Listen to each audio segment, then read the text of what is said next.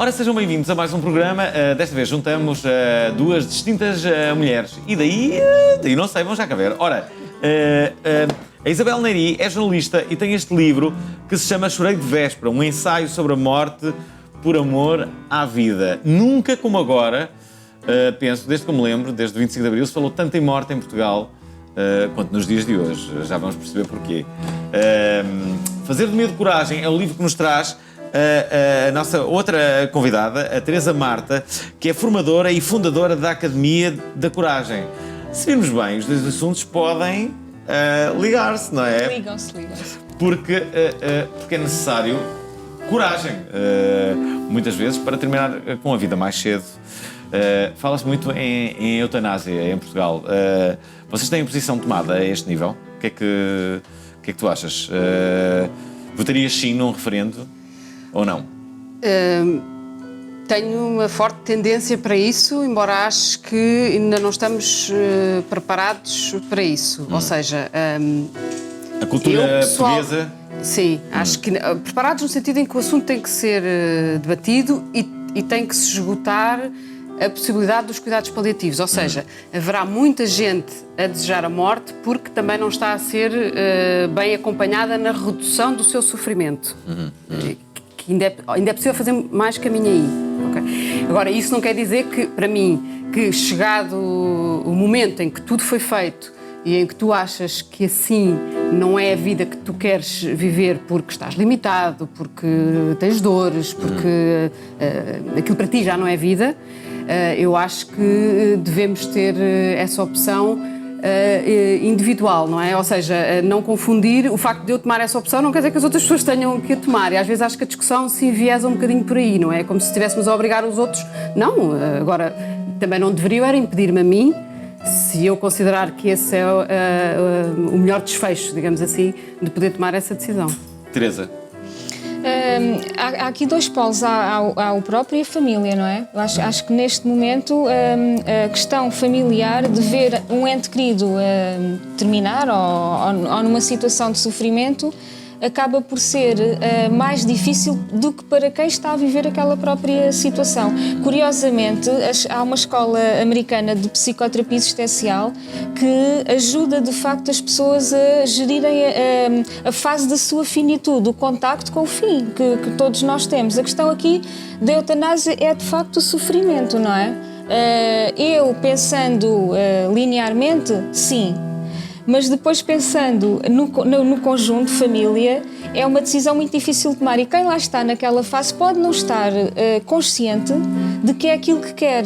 Porque quando estamos com dor, tudo se adensa. E às vezes estamos a tomar uma decisão que até pode ser precipitada e que poderia, de certa maneira, ter regresso. Embora a eutanásia, claro que sim, nós já falamos dela numa perspectiva de finitude já onde não há esperança, de facto, numa sobrevida, não é? Não me choca. Sim, não acredito que depois da lei ser aprovada ou não sei, mas se for aprovada não estou a ver que as pessoas comecem a matar indiscriminadamente. Sim, claro. Porque a lei, entretanto, o permite. Um bocado como a lei do aborto, não é? Havia quem defendesse que a partir do momento em que a lei fosse aprovada, que as pessoas iam fazer indiscriminadamente abortos em todo lado. Um por mês, não é? De variar. Isso não aconteceu, não é? Bom, nós temos vídeos e bons. Vamos falar sobre o medo. Tu disseste alguns livros sobre o medo. Uma de um repórter que tem medo e outra de uma criança que tem medo, imagine-se, da própria sombra. Uma criança que tem medo da própria sombra. Ora, vejam este vídeo.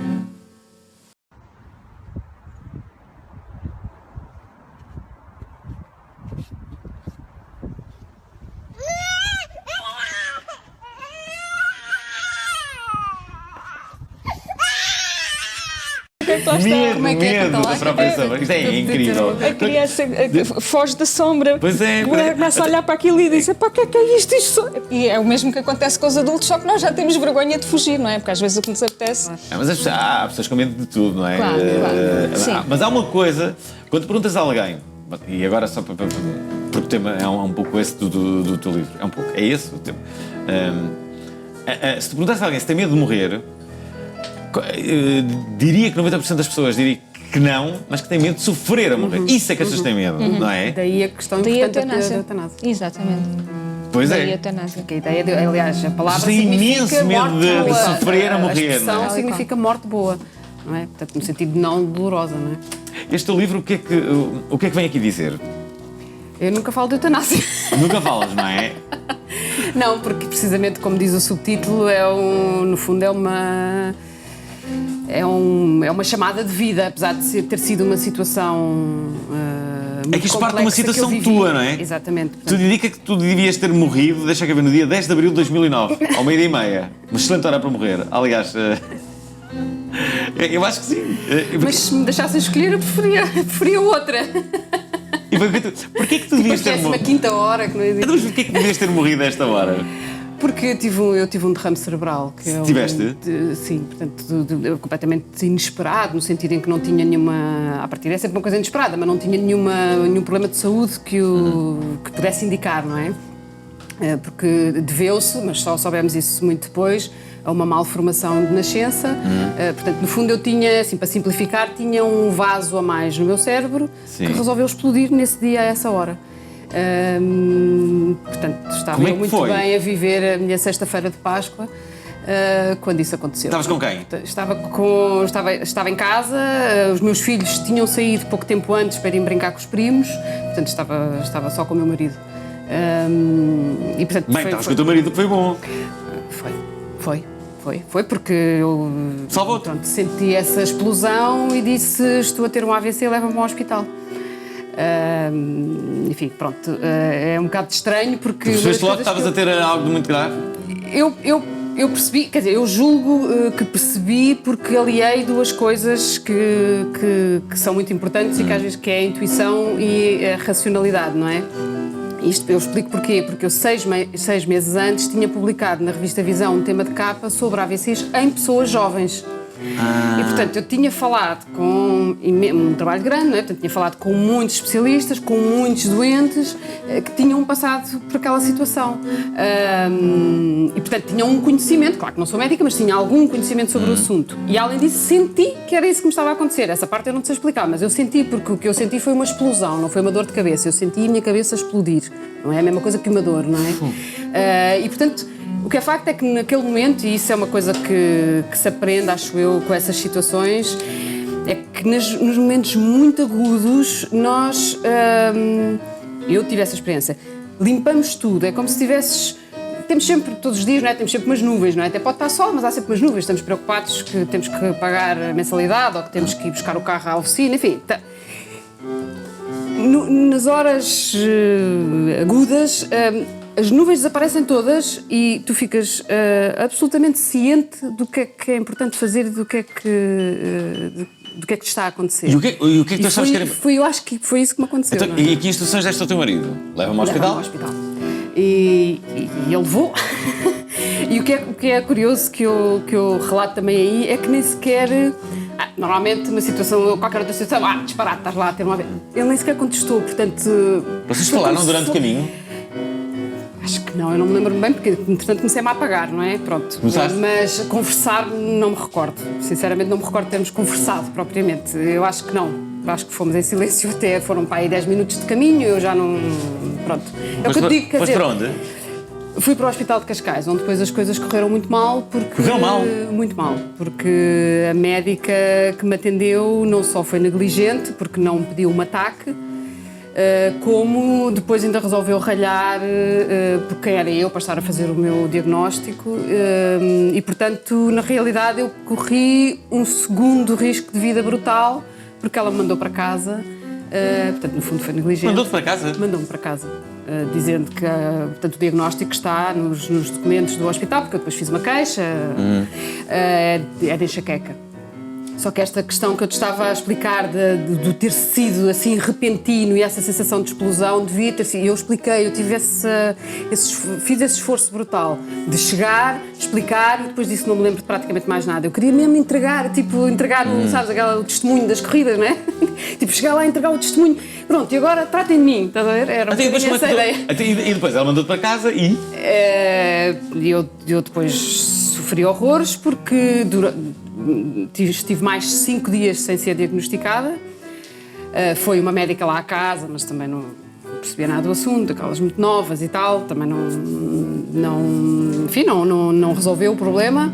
E depois, ao fim de 5 dias, fui fazer uma TAC e na TAC viu-se que eu tinha o cérebro cheio de sangue, porque tinha havido o derrame, não é?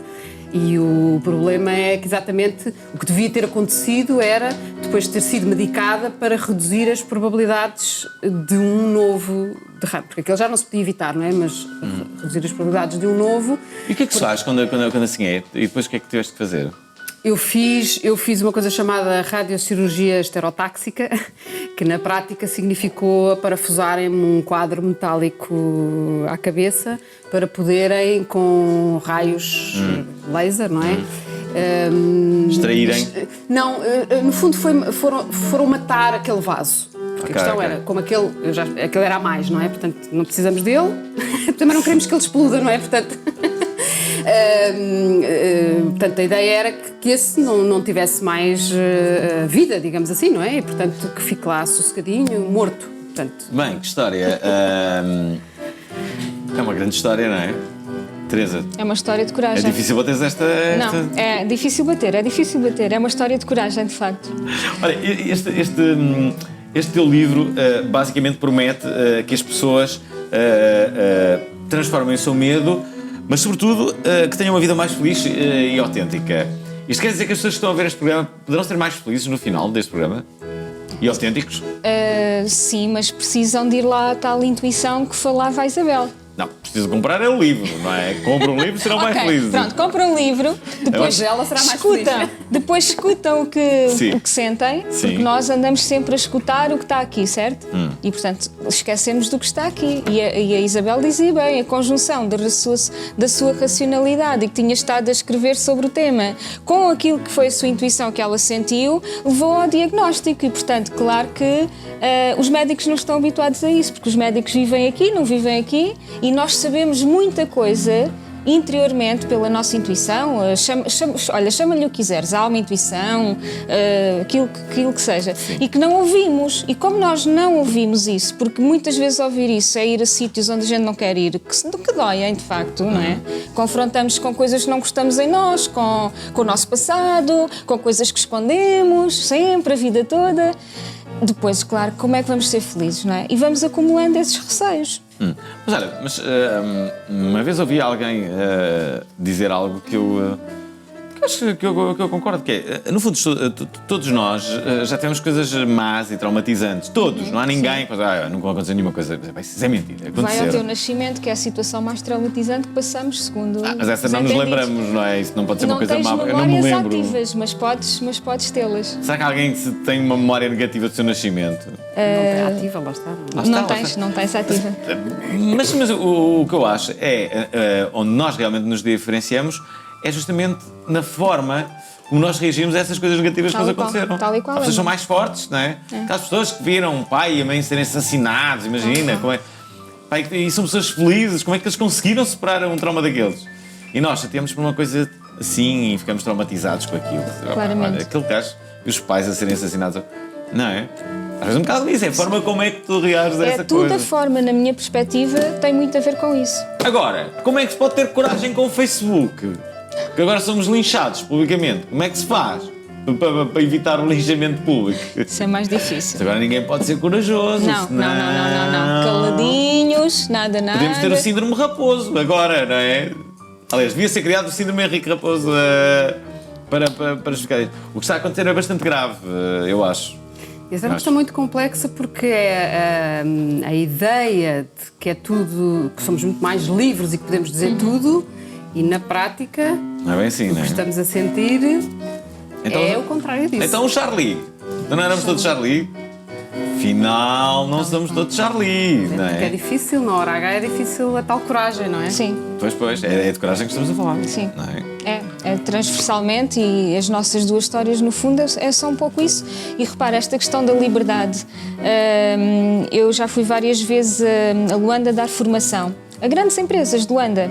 Tu estás na sala de formação e tu, em cada parede, e não é exagero, tens a fotografia do presidente. e está de tal maneira trabalhada que para onde quer que tu vás, eu no início pensei, eu estou maluca, estou mesmo loira hoje, o homem segue-me com os olhos, mas não, aquilo está feito de tal maneira que onde quer que tu estejas na sala, o senhor está a olhar para ti. Portanto, e eles vivem aquele culto de facto e, portanto, tudo o que se diz em sala, não é? É quase como teres ali um Big Brother, embora em fotografia, mas no fundo tens. Não se é livre, de facto. Não se é. E tu que és jornalista, eventualmente começas a sentir na pele, por exemplo, pressões, comerciais.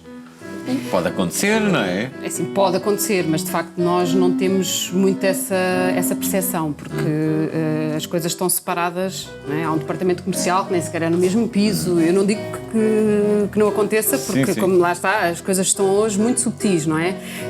Eu não a sinto em concreto, não é?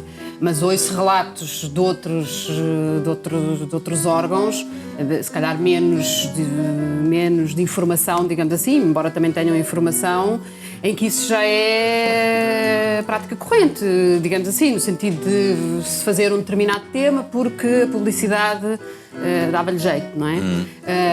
Eu nem sei como é que será um jornal tipo Semanário Económico, que só falam de economia, não é? E de empresas.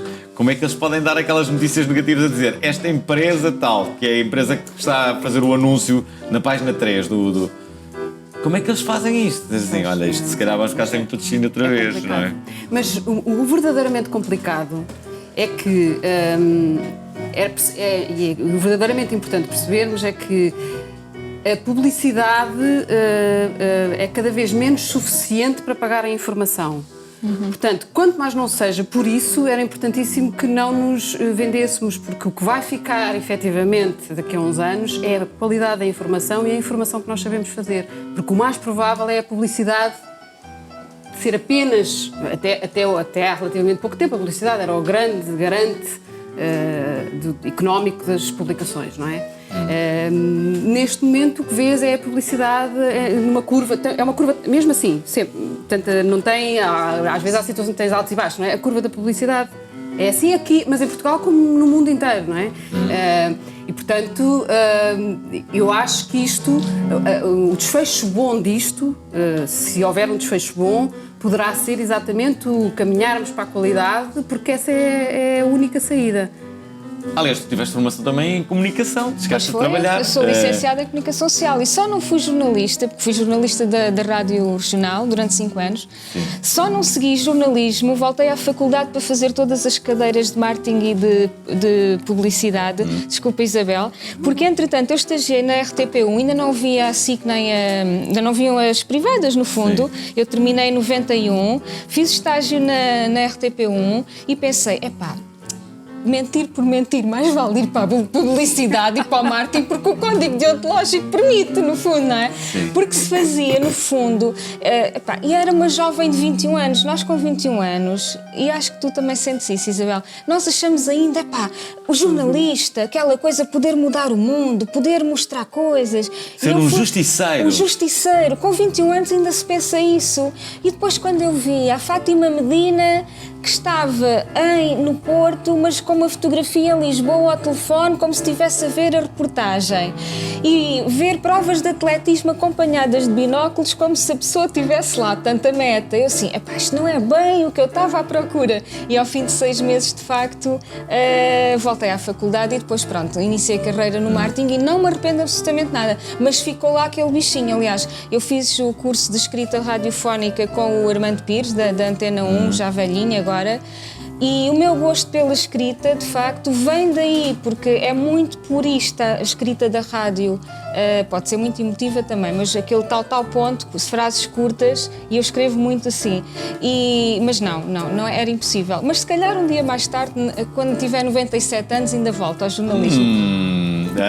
Eu gostava de dizer que a esperança de vida de uma mulher é de 85. Quer dizer que durarias mais. Mas isso é aquelas com menos coragem. As outras já as ressabiadas. Tens uma mulher coragem, tens mais 12 anos. Mais 12. Então, na minha vida, as minhas senhoras da minha família, a minha avó, a mãe do meu pai, com 101 anos, foi quando faleceu. A mãe da minha mãe, com 97.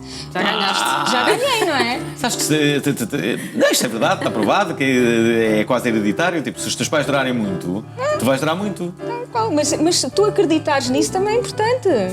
Sim, pode haver aquele efeito placebo, não é? Ora, então estamos quase no final do programa, mas há um vídeo que eu tenho que passar aqui. É um filme do Miyazaki que se chama Nas Asas do Vento. E tu dizes que é importante passá-lo. Vamos passar aqui um pouco.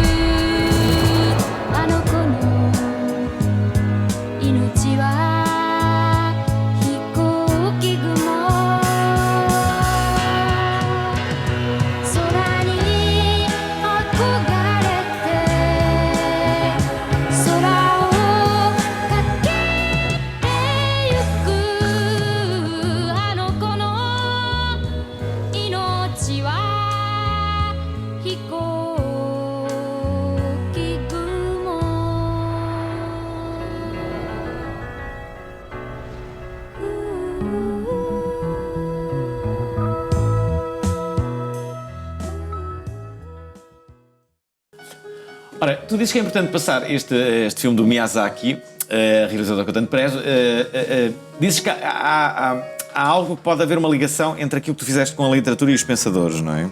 Porque o livro, falámos um pouco da minha história, mas o livro é parte daquilo que me aconteceu, mas para uma reflexão sobre a morte e a vida e a doença e o que é que isso tudo significa para o ser humano. Sim. E para essa reflexão eu fiz uma série de leituras de filósofos, de escritores, mas leituras, e não só leituras no sentido do livro, mas utilizando também pensamentos de músicos, de atores, enfim, pronto. A ideia era fazer uma conjugação de um acontecimento concreto que foi o meu com reflexões sobre o tema.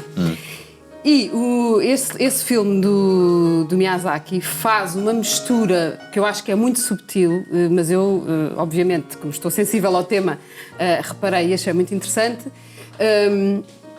porque a personagem principal a menina, porque a senhora, enfim, os japoneses têm sempre aquelas figuras que parecem muito novinhas, não é? Mas é uma mulher que se casa, portanto, que se casa com o personagem principal, que era um engenheiro aeronáutico, tem uma tuberculose e depois há umas cenas dela no sanatório e ele introduz também o nome de um personagem, que é o Hans, o Castorp, que é o personagem principal da Montanha Mágica do Thomas Mann, que é um clássico da literatura sobre doença, em que é precisamente passado num sanatório de uma riqueza absolutamente estrondosa de personagens, de uma iminência de morte que muitas vezes não é nomeada, mas paira sempre por ali, não é? Porque nem todos os doentes sobreviviam. E isto é um filme de animação muito bonito, e que tem esta subtileza, ou seja, eu tenho a certeza absoluta que o realizador queria passar um bocadinho esta ideia do problema da doença e da morte, sendo que depois faz isso de uma forma sempre muito bonita, não é? Nos filmes dele, eu pelo menos acabo sempre com uma sensação de esperança. É verdade, e a esperança que nós temos para regressarmos na segunda parte deste programa com as convidadas de hoje, a Isabel Neri, que tem este livro Chorei de Véspera, ensaio sobre a morte por amor à vida. E já agora fazer do medo coragem, com a Teresa Marta, que é formadora e fundadora da Academia da Coragem, que ainda não falamos aqui. O que é a Academia da Coragem? E porquê é que não falamos? Porque vamos falar tudo na segunda parte deste programa. Juro. Bem, para as camadas jovens, se gostaram bué deste vídeo, subscrevam-no.